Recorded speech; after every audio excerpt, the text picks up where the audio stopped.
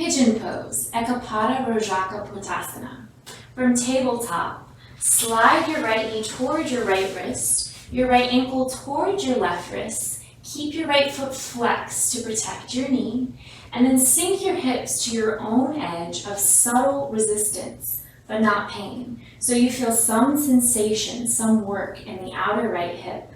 Make sure the back leg is straight, and you can practice this upright position, or if you want to go deeper, maybe take a big breath in as you exhale, melt your heart forward, maybe make a pillow for your forehead with your hands, and relax your head on your hands.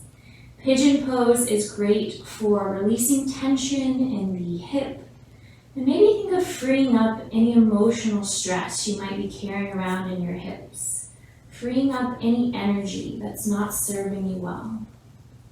Breathe deeply.